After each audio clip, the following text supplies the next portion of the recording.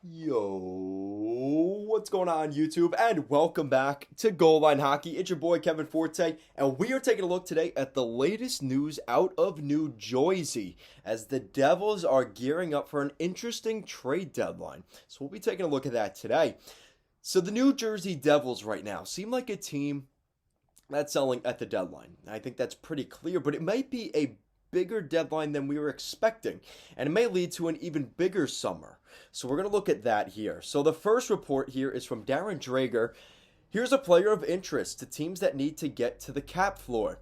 Andreas Janssen of the New Jersey Devils. He has one more year left at $3.5 million on his cap hit, but his final year is a salary of a base contract, $750K, and a $1.75 million signing bonus.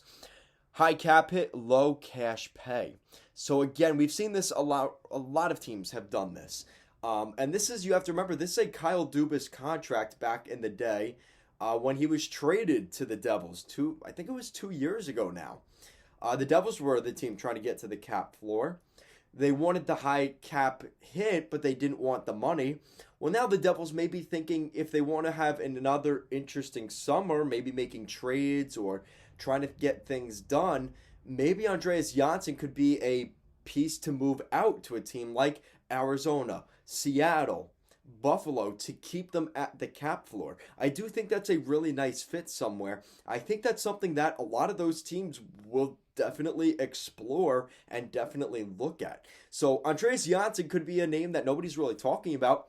That could be the guy that ends up getting traded on deadline day for the Devils. Now, we made a video a couple weeks ago talking about Pavel Zacha maybe being on his way out of Jersey. He is an unrestricted free agent this summer, and the Devils have not locked him up to a contract. They're not a playoff team, so why not sell him off if he's not signed yet? That is something that is being discussed. But this is also from Pierre LeBrun. New Jersey Devils general manager Tom Fitzgerald is on moving Damon Severson. It would have to be a really good package that helps us now, plus in the future. They haven't talked to teams about him. Now, I do remember in the past couple of years, these talks have gone up. Damon Severson, trade here. Damon Severson, trade there. Why are the Devils going to trade Damon Severson? I just don't understand why these rumors come up, because I just don't see him getting traded. And you guys, a lot of people give me flack. Oh, why is he talking about this guy getting traded, this and that? A lot of the times, I don't necessarily agree that they will. I think Damon Severson is one of those guys. Throughout all those rumors of Severson getting traded, it just doesn't make sense. And I think the thing is, yes, he does make some mental mistakes here and there. But the thing with Severson is, you don't really know because you haven't had competent enough defensemen around him. And it's not a knock on guys like Subban and stuff like that, but I mean, that is the reality of what we're looking at here. You give Severson a really good team to play around, like the Nashville Predators in 2018, he would have been a really good defenseman there, right? So those are the kind of things that you have to take with it what you can. But Damon Severson's name is not on the market right now, according to general manager Tom Fitzgerald. Now, a name that is on the market that I was not expecting, even in the slightest, I think because of the emergence of Nico Daws this season. He's played a little bit in the NHL, played really well in Utica with the Devils. He may be the new guy. It sounds like, I even remember hearing Ken Danico saying in his first game, he's like, this is the future in between the pipes for the Devils. It's Nico Daws. And that kind of leaves an interesting / awkward situation with Mackenzie Blackwood, who's been there with the Devils, gave them that success they had back in 2018 with Taylor Hall and the Hart Trophy year and everything like that. Mackenzie Blackwood was there. So what's interesting, and this is from Jeff Merrick, Mackenzie Blackwood is probably a summer move, but his name is out there. He just switched agents as well, which could indicate a desire to get something moving. And that is something really, really interesting. We also got another report kind of to back up Merrick's thoughts there. This is from Frank Saravelli. There are significant question marks about Mackenzie Blackwood's future in New Jersey.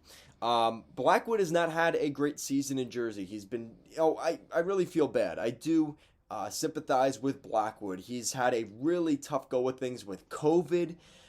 He took a while to get the vaccine. He just was not really, with everything that happened with when he first got COVID. He's had injury issues all season this year. He's been riddled with injuries. He's been on and off the IR. It's just been so frustrating. And the problem is, if you're the Devils, what do you trade Blackwood for? Because the thing is, his contract ends next year. Ideally, you trade him this summer. You send him somewhere, and he has a chance. He has a full season to maybe get somewhere with somebody. Maybe it's the Edmonton Oilers, and you end up finding something where, okay, we're going to invest in this player. We know what we have in him. So, Mackenzie Blackwood, very interesting development here. It sounds like he is available. And I don't know if the Devils get that done by the deadline. They might have some things that are a little bit more important here ahead of the deadline. But that's definitely something, considering we were talking about a quiet year for the Devils and just kind of letting things play out, that may not necessarily be the case. Mackenzie Blackwood may be on his way out. Up to this point, I'm sure by the time this video posts, but as of this point, PK Subban still a member of the New Jersey Devils, but expect a contract termination there by the end of the trade deadline in order for him to sign somewhere. He's gonna kind of pull the Dustin Byfuglien, Zach Bogosian over the last 2 years and sign with a contender, whether that's a team like Vegas or Toronto or Vancouver or somebody that's in the mix. I could see PK ending up there. So PK's numbers in New Jersey may be coming to a close here very shortly. Guys, as always, thank you so much for watching this video, and I will see you again next time.